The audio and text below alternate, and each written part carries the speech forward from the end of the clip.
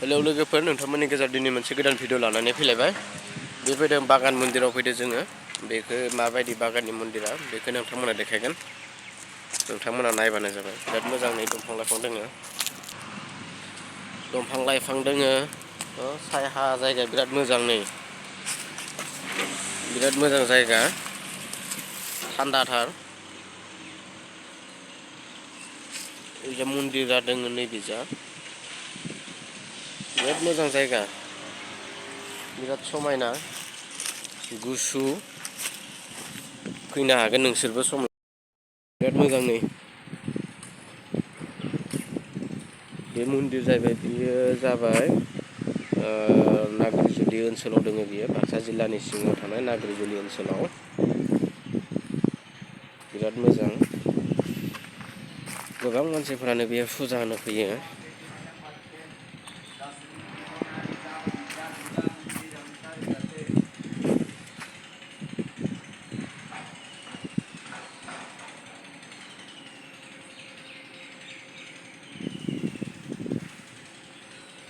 बिराद मोजां साफा जायगा।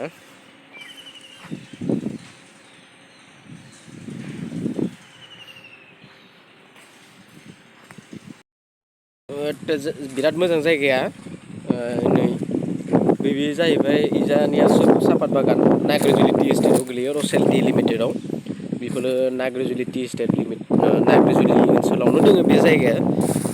तामुलपुर जिल्लानि सिङाव थानाय नाग्रिजुलि ओनसोलनि सिङाव दोङो। बेखौ जायखौ बुङो जोङो शिब मन्दिर। बे शिब मन्दिराव गोबां मानसिफ्रानो फुजा होनो फैयो। शिब मन्दिराव गोबां मानसि फैयो।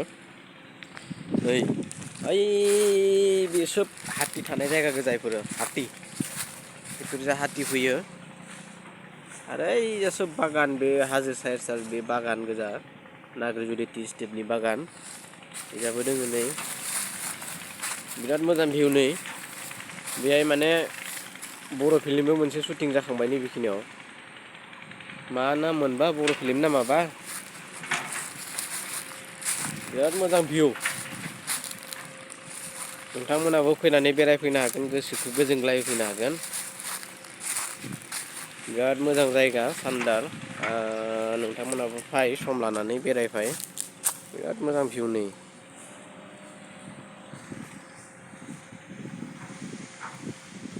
साफा खालामबाय थादों।